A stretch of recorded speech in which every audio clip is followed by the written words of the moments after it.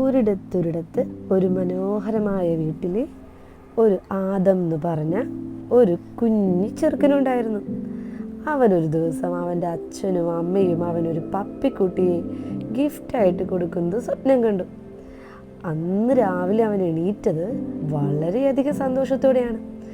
അവൻ എണീറ്റു അവൻ പതുക്കെ പതുക്കെ അവൻ്റെ റൂമിൽ നിന്ന് പുറത്തിറങ്ങി നടന്നു പോകുമ്പോഴേക്കും അവനൊരു കാഴ്ച കണ്ടു.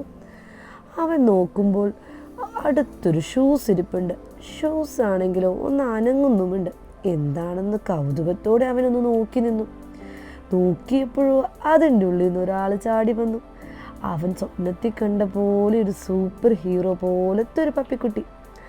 അവൻ സന്തോഷത്തോടെ പപ്പിക്കുട്ടി എടുക്കാൻ നോക്കി. പപ്പിക്കുട്ടിക്ക് അവനൊരു പേരുമിട്ടു, ബിങ്കോ എന്നാണ് പപ്പിയുടെ പേര്.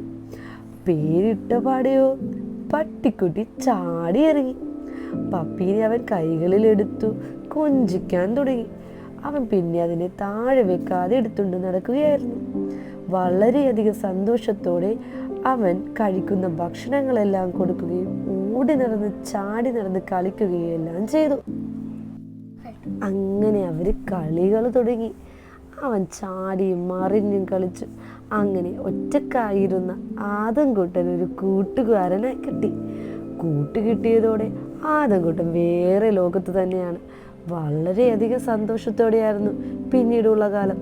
കളികൾക്കിടയിലും അവനൊരു സംശയമുണ്ടായിരുന്നു. എങ്ങനെ ഈ പപ്പി എത്തി? ഇവന് വല്ല സൂപ്പർ പവറും ഉണ്ടോ എന്നുള്ള ഒരുപാട് ചോദ്യങ്ങളുണ്ടായിരുന്നു അവൻ്റെ മനസ്സിൽ. ഇനി ഈ ചോദ്യങ്ങൾക്കുള്ള ഉത്തരവുമായി നമുക്ക് അടുത്ത കഥയിൽ കാണാം.